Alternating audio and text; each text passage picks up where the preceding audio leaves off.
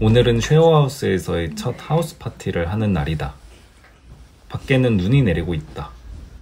우리는 이미 하이킹을 갔다 와서 조금은 피곤한 상태다. 캐나다 물가는 비싸서 술이 오히려 저렴하게 느껴졌다. 하우스 파티를 본격적으로 하기 전에 맥주를 한 잔씩 마셨다. 오늘 하우스 파티 멤버는 토니, 제이미, 마호, 요시, 그리고 하우스메이트인 앤드류였다. 사실 난 이 집에 이사 온 지 이틀밖에 되지 않았다. 그래서 조금 눈치가 보였는데 앤드류가 괜찮다고 했다. 우리는 밖에서 음식을 사왔다. 그동안 먹고 싶었던 피자와 치킨, 그리고 한국 음식, 일본 음식을 시켰다. 캐나다는 외식 물가가 정말 비싼데 이렇게 밖에서 음식을 사오면 보다 저렴하게 먹을 수 있다. 그래서 하우스 파티가 많은 게 아닌가 그런 생각이 들었다.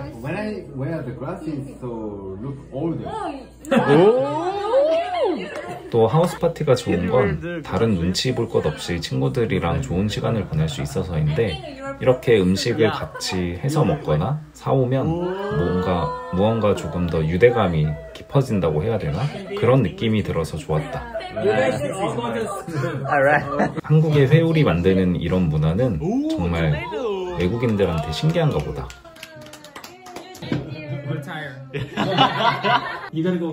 술로 많은 걸 할 수 있는 우리나라다. 그때까지만 해도 앤드류와 친하게 지냈던 것 같다. 이제 본격적인 하우스 파티가 시작됐다. 이전에도 하우스 파티를 한 적이 있었다. 처음에 밴쿠버에 와서 일본 친구네 집에서 했었는데 이게 정말 찐 하우스 파티 같은 느낌이 들었다. 이렇게 노래를 크게 틀고 있어도 괜찮냐고 물었더니 괜찮다고 했다.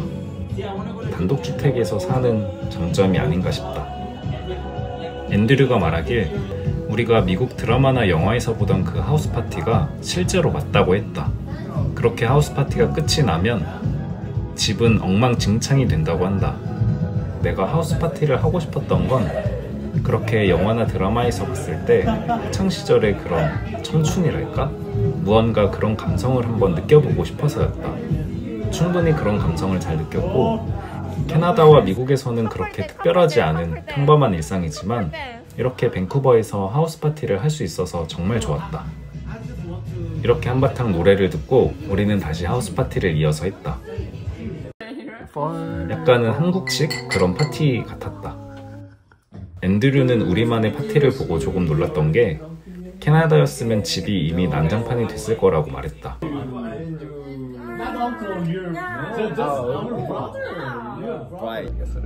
나는 잠깐 밖에 나갔었는데 친구들이 나를 가뒀다. 그래도 왠지 기분이 좋았다. 진짜 바보야. 바보. 어쨌든 우리는 한국 스타일의 하우스 파티를 했다. 술을 마셨다. 계속 마셨다. 그리고 여기에 캐나다 스타일의 하우스 파티 감성을 하나 더했다. 그것은 바로 춤이었다. 나는 원래 춤을 추지 않는다. 아니 못 춘다고 하는 게 맞을 것 같다. 하지만 필리핀에서 내가 경험했듯이 춤은 잘 추고 못 추고가 중요한 것이 아니었다. 그냥 친구들과 사람들과 즐길 수 있는 것 그 자체로만으로도 좋았다. 이 노래는 내가 좋아하는 노래 중에 하나이다. 일본에서는 꽤나 유명한 노래이다. 보통은 졸업식에서 듣는 노래인데 이 노래를 듣고 있으면 되게 슬펐다.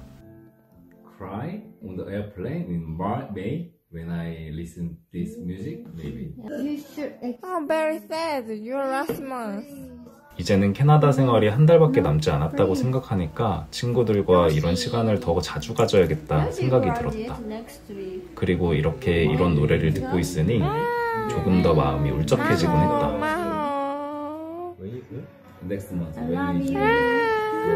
하우스 파티를 하다 보니 술이 부족했다. 그래서 이렇게 편의점 원정대를 꾸렸다. 토니, 제이미, 요시 셋이 술을 사러 갔다. 왕복만 해도 1시간이 넘게 걸렸다. 특히나 이날은 눈이 정말 많이 와서 더욱 힘들었을 것 같다.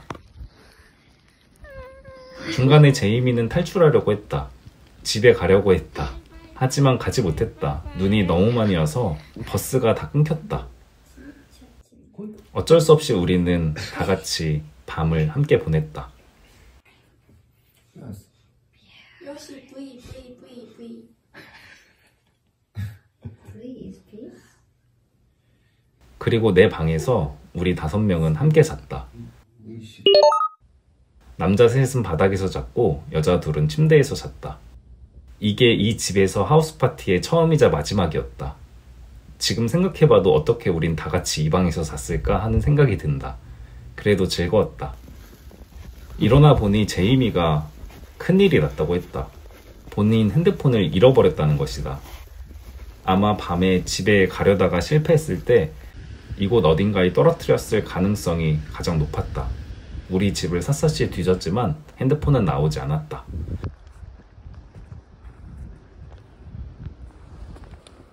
그리고 눈 속에 있을 핸드폰은 당연히 꺼져 있을 거라고 생각이 들었다. 솔직히 못 찾을 것 같았다. 다행히 핸드폰은 페어링이 되어 있어서 소리가 났는데 바깥의 소음 때문에 잘 들리지 않았다. 아니야. 그런데 그 순간 어떤 소리가 들렸다. 그래서 내가 기적적으로 이 핸드폰을 찾았다. 핸드폰을 주워보니 말이 안 됐다. 켜져 있었다. 찾았다. 진짜 대박이다. 와, 여기서 찾네. 이때부터 제이미는 삼성의 수호자가 되었고 아마 애플이었으면 진작에 꺼져서 찾지 못했을 것이다. 이렇게 내 쉐어하우스에서의 첫 하우스 파티는 끝이 났고 이때부터 나는 하우스 파티 중독자가 됐다.